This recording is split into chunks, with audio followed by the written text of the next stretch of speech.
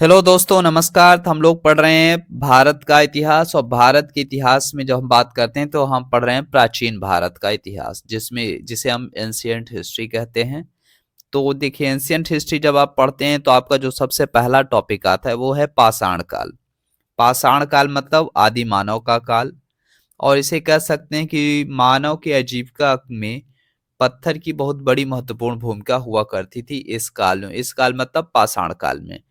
इसका जो time period रखा गया है वो 5 लाख बीसी से 2000 बीसी तक माना गया है।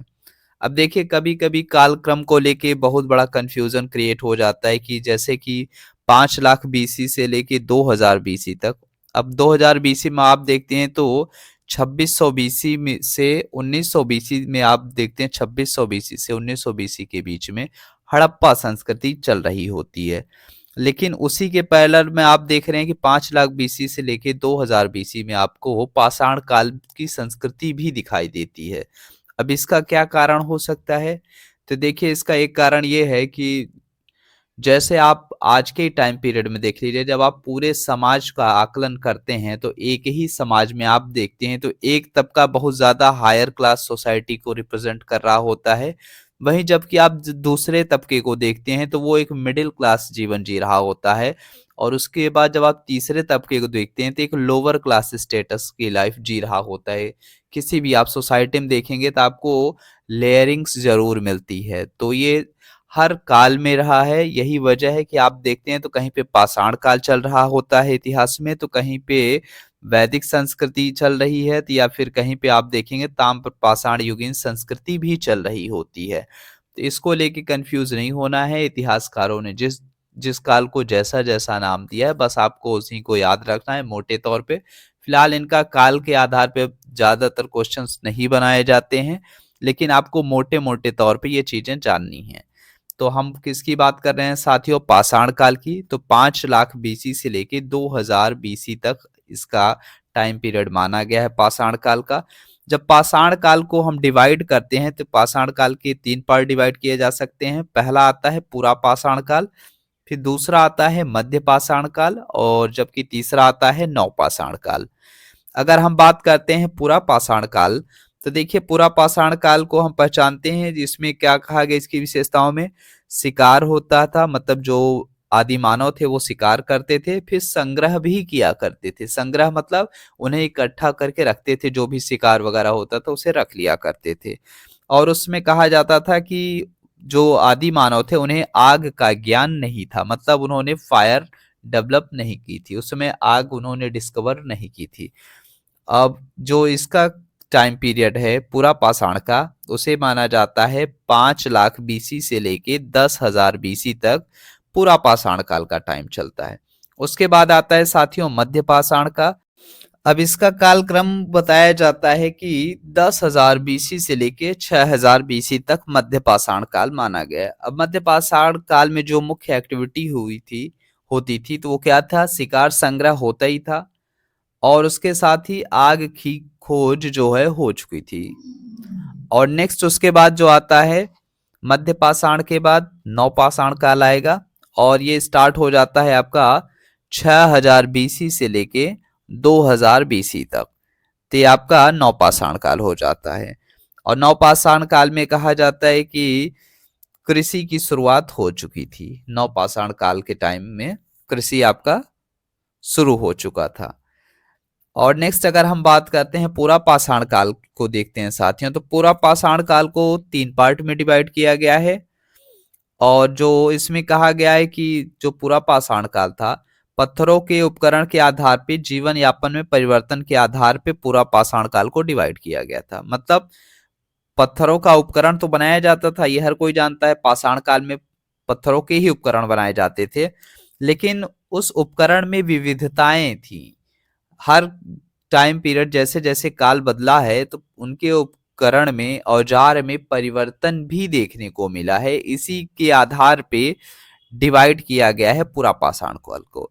पूरा पाषाण काल को भी 3 पार्ट में डिवाइड किया गया। देखिए, हमने क्या पढ़ा? पाषाण काल को 3 पार्ट में डिवाइड किया गया, पूरा पाषाण काल, मध्य पाषाण काल, नवपाषाण काल।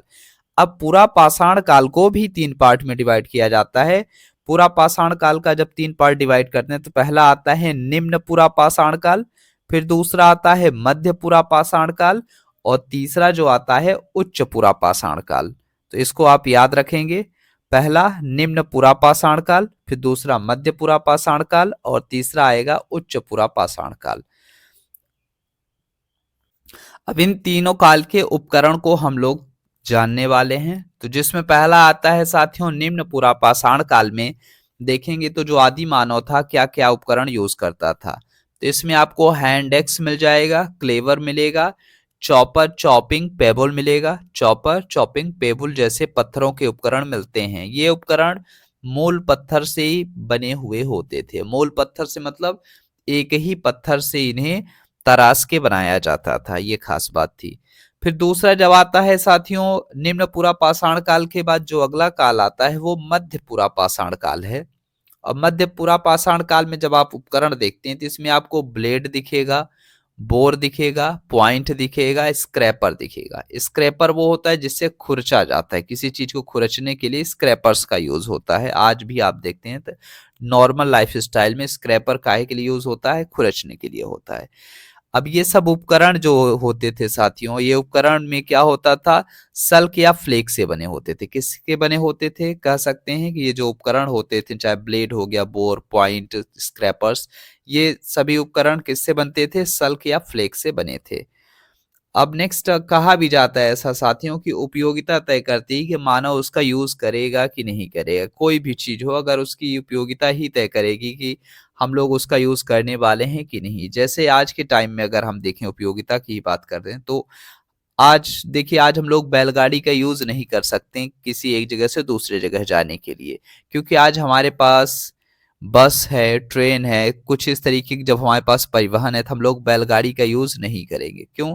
क्योंकि बैलगाड़ी आप देखेंगे तो इसकी स्पीड, दूसरी चीज, पहली चीज तो आप स्पीड देख लेंगे, और दूसरी चीज क्या हो जाएगा, सेफ्टी, सिक्योरिटी, बहुत सारे इश्यूज आप देखेंगे तो बहुत सारे रीजंस मिल जाएंगे जिसमें आपको लगेगा कि बस या ट्रेन ज्यादा बेहतर है बैलगाड़ी से। तो ये उपयोगिता तय करती है। लेकिन इसका मतलब ये नहीं कि बैलगाड़ी हर जगह नहीं चलेगी। हाँ, कुछ क्षेत्रों में बैलगाड़ी भी चलाई जा सकती है, वो डिपेंड करता है हम किस एरिया में हैं। तो ऐसे ही होता है कि उपयोगिता तय करती है कि व्यक्ति उस पुरानी चीज का यूज करता है कि नहीं करता। अगर वो कंटिन्यू रखना चाहेगा तो वो उस देश काल परिस्थिति को देखते हुए ही यूज करेगा। तो यही सेम चीज आप देखेंगे तो किसी भी काल में आपको देखने को मिल जाती है। तो हम मध्य पूरा पाषाण काल जान चुके हैं साथियों। अब अगला चलते हैं जो उच्च पूरा पाषाण काल है, उस काल के उपकरण में क्या आपको दिखता है, तो यहाँ पे आपको दिखेगा ब्लेड दिखेगा। तो ब्लेड आपको मध्य पूरा पाषाण काल में भी दिख रहा है, वही सेम चीज आपको उच्च पूरा पाषाण काल में ब्लेड एवं ब्यूरिन्स मिल जाता है। क्या मिलता है, ब्लेड के साथ आप ब्यूरिन्स भी देखते हैं। ऐसे उपकरण के साथ आप देखेंगे तो ब्लेड एंड ब्यूरिन्स आप कह सकते हैं उच्च पूरा पाषाण काल में देखने को मिले। अब फ्लैग के साथ साथ कुछ पशुओं की हड्डियों से भी निर्मित थे, मतलब जो इस टाइम पीरियड के उपकरण थे उच्च पुरापाषाण काल में, इसमें फ्लैग तो था, साथ ही साथ पशुओं की हड्डियों को मिक्स करके भी उपकरण बनाए गए थे। मतलब पशु की हड्डी, पत्थर दोनों मिक्स करके उपकरण बनाए जाने लगे थे। तो वो जो काल था साथियों, इसे हम उच्च पुरापाषाण काल के नाम से जानते हैं। तो हमने क्या देखा साथियों, हमने देखा कि मतलब जैसे जैसे समय बीता तो आदि मानव ने अपने उपकरणों में बदलाव किया। चाहे वो हैंड एक्स से शुरू करने के बाद ब्लेड एंड ब्यूरिन्स का सफर तय करना रहा हो, जिसमें उसने क्या किया, पत्थर के उपकरण के साथ साथ पशुओं की हड्डियों को दोनों मिक्स करके कुछ अलग तरीके के उपकरण से बनाए। तो ये आप देखेंगे जब भी आप पढ़िएगा तो आपको इन छोटी छोटी चीजों पे ध्यान रखना है बस। और बाकी अगर हम बात करते हैं, जब भी आप कोई टॉपिक पढ़ें इतिहास का, तो आपको याद रखना है कि आप सिर्फ राजनीतिक नहीं पढ़ेंगे, उसके सामाजिक, आर्थिक और सांस्कृतिक पहलू भी जरूर पढ़ेंगे। मतलब किसी भी टॉपिक को अगर आप पढ़ रहे हैं, जैसे मान लीजिए कोई काल सिंधु घाटी सभ्यता का काल, तो आप राजनीतिक स्ट्रक्चर पढ़ेंगे, उसके बाद उसका सामाजिक, आर्थिक और सांस्कृतिक पहलू अवश्य पढ़ेंगे। और जबकि वही हम बात करते हैं जब आर्ट एंड कल्चर की, तो आर्ट एंड कल्चर में आप जब पढ़ते हैं किसी टॉपिक को तो आप स्थापत्य कला पढ़ेंगे उसका, फिर चित्रकला पढ़ेंगे उस टाइम पीरियड की, मूर्तिकला कैसी रही है, अगर डेवलप हुई है तो, नहीं हुई है तो कोई दिक्कत नहीं है। उसके अन्य विविध में भी आ जाएगा जिसमें शिल्प कला आएगी, संगीत कला आएगी, नृत्य कला आएगी। तो शिल्प, संगीत और नृत्य भी ऐड हो जाता है आर्ट एंड कल्चर में ही, तो याद रखना है। हाँ, आपको बस याद रखना है, देखिए अगर स्थापत्य कला है तो जरूरी है इसमें आपको चित्रकला, मूर्तिकला मिल जाए।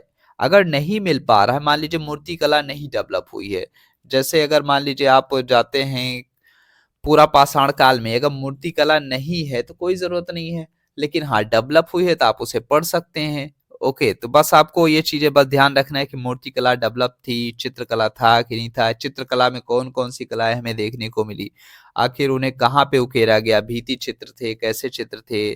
तो आपको वो सारी चीजों को ध्यान रखना है पढ़ते टाइम। आप जब भी कोई बुक पढ़ेंगे ऑथेंटिक किताबें उठा के, तो आपको जरूर इन सारी चीजों का विश्लेषण अवश्य मिलेगा।